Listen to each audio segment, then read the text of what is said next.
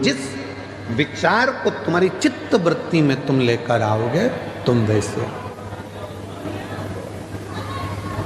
सोच लिया कि सरकारी नौकरी करना है, मिलेगी, मेहनत करना पड़ेगी, परिश्रम करना पड़ेगा।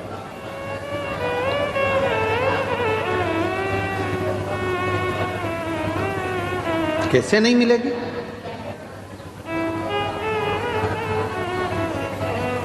सूरत की कथा में एक बात कही थी कि दुनिया में कोई ऐसा सिंहासन नहीं है और कोई ऐसी कुर्सी नहीं है जिस पे तुम नहीं बैठ सकते। अगर अंदर विश्वास है, भरोसा है, मेहनत है, परिश्रम है तो तुम बैठोगे। कई लोग कहते हैं गुरुजी हमको आशीर्वाद दो, अगली बार हम कथा कराएं, हम जजमान बनकर खुद कथा कराएं। हम उनको आशीर्वाद की जगह ये कहते हैं कि विश्वास पक्का रखना, मेहनत 4 गुनी करना, तो अगली कथा तुम कराओगे।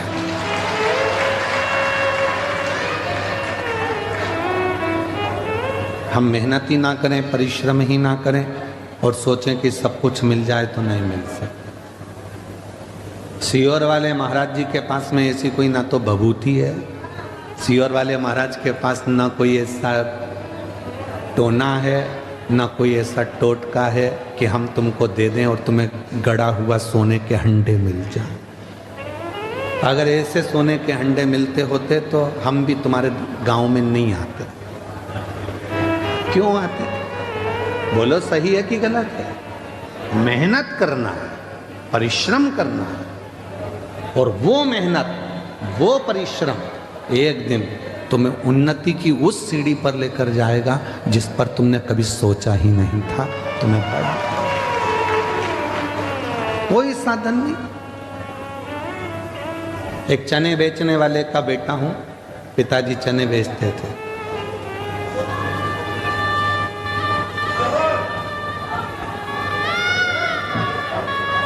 जब हमारे पिताजी चने का ठेला लगाते थे उनकी आंख में मोतियाबिंद हो गया था।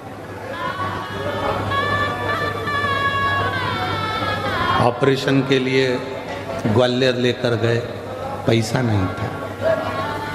चने के ठेले को हम धकाते, बेचते, जो इकट्ठा होता वो रखते और पिताजी को ऑपरेशन कराते। माँ के पाँव में जो चांदी की पाँव की पायल थी वो भी बेच दी गई। माँ के पास में अगर कोई थोड़ी बहुत रकम थी वो भी निकाल कर बेच दी गई और पिताजी का आँख का ऑपरेशन करा। उस समय की बात है। हिम्मत नहीं आ रही। दोस्तों की किताब लेकर पढ़ाई करी,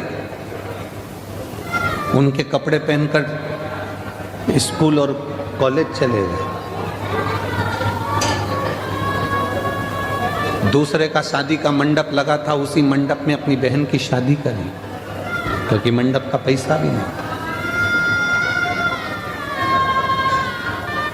हिम्मत नहीं हारी। और आज हिम्मत नहीं हारी, इसीलिए आप लोगों से कहते हैं किसी ने साथ नहीं दिया। जो इतना डोंडी पीटते हैं, परिवार इतना बड़ा है, कुटुंब इतना बड़ा है, रिश्ते इतने सारे हैं, कोई साथ नहीं देता। व्यर्थ की बात है। अकेले पैदा हुए हो, घर में तकलीफ हुई तो बहन को फोन कर दिया, भांजी को फोन कर दिया, बेटी को फोन कर दिया, उसको फोन कर दिया। नहीं, तुम्हारा दुखड़ा कोई नहीं मिटा सकता।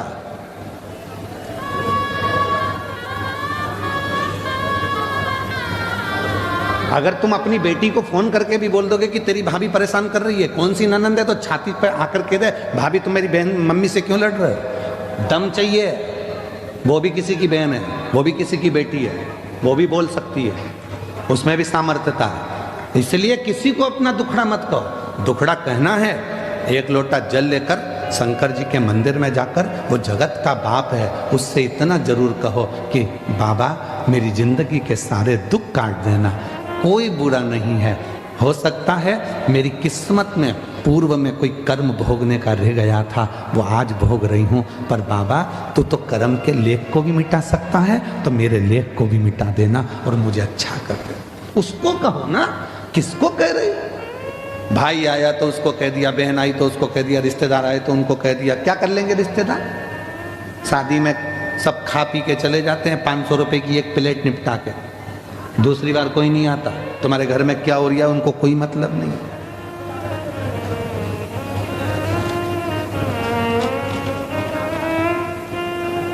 अदालत में जब तलाक का केस चलता है, कोई रिश्तेदार अगर खड़ा नहीं होता, बाप खड़ा है, माँ खड़ी है, बेटा खड़ा है, बेटी खड़ी है, बस वही खड़े हैं, बाकी का कोई नहीं आता। कौन आएगा?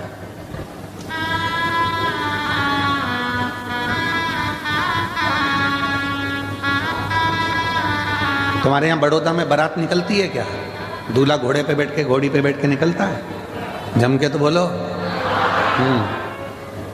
नाचने वाले घोड़ी के पीछे नाचते हैं कि आगे? आगे। ठीक है। और मरने के बाद अर्थी निकलती कि नहीं निकलती? निकलती है। परिवार वाले आगे नाचते हैं कि पीछे? जितने परिवार वाले रिश्तेदार होंगे शादी में, खुशी में, सब आगे होंगे, और दुख आया तो सब पीछे होंगे। अकेले आगे चलना है, अकेले आगे चलना।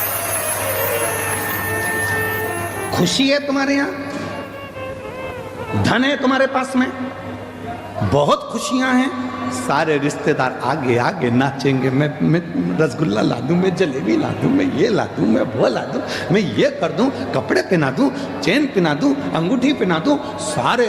सारे रिश्तेदार आगे आगे आगे आगे आगे आगे। खुशी है तो, और दुख आया सब पीछे।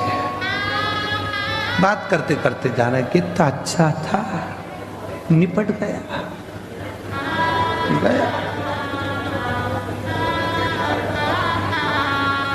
कौन आया फिर? कौन आया? फिर तो कह देंगे देखो हम मरे का भोजन नहीं करते, इसलिए हम 12वें में नहीं आते। और वही मरा हुआ व्यक्ति का धन खा गए, संपदा खा गए। तेरे पास में मेरा लड़का देकर गया था, इतना पैसा नहीं रिहा तो अब तू लौटा दे। वो देने का नाम नहीं। हम 12वें का भोजन नहीं खाते, बाकी का सब खा जाते हैं, बस वो ही नहीं खाते। खा गए। लोग कहते हैं सीवर वाला बाबा बहुत आड़ा टेढ़ा कथा बाजता है, तो उसमें दिक्कत क्या? मत सुनो, उसमें क्या प्रॉब्लम? सत्य थोड़ा कड़वा होता है, सत्य कड़वा होगा। और सुनो, दवाइयां धीरे धीरे असर करती है, और एक इंजेक्शन अच्छा जोरदार लग जाए ना, जोरदार, फिर वो असर कर जाता। सब अपने हैं। मेरा परिवार इतना बड़ा, मेरे रिश्ते इतने बड़े, मेरे नाते इतने बड़े, मेरे कुटुंब इतने बड़े, मेरे, पर याद रखना अकेले ही चलना है, कोई दूसरा। और केवल तुम्हारे साथ नहीं हुआ है, शिव जी के साथ में भी ये हुआ। अमृत निकला मंथन से, पीते समय 33 कोटि देवता को शंकर जी याद नहीं आए। एक भी देवता ने ये नहीं कहा कि शिव जी को अमृत देना, एक ने भी ये नहीं कहा कि शंकर जी दे गए अमृत पीने से, एक ने भी ये नहीं कहा कि अमृत भोलेनाथ जी के पास पहुंचाने वाले कोई अमृत लेकर आएगा। एक नहीं आया। एक आए कब? जब विष निकला। कोई नहीं पिया, न पृथ्वी ले, न आकाश ले, न पाताल ले, न कोई लेने को तैयार नहीं हुआ, न देवता ले। तब पूछा फिर इसको किसको दे, किसको? तो कहा एक काम करो कि वो शंकर जी के पास भेज दो। शिव जी विष? हाँ ले जाओ। शंकर जी के पास पहुंचे विष लेकर, तो भोलेनाथ जी ने कहा ठीक है लाओ मुझे दो। पार्वती कहती कैसी बात करते हो, अर्धांगिनी हूं तुम्हारी, अमृत लाते तुम्हें अपने पति को पिला देती, विष मेरे पति को दे रहा हो?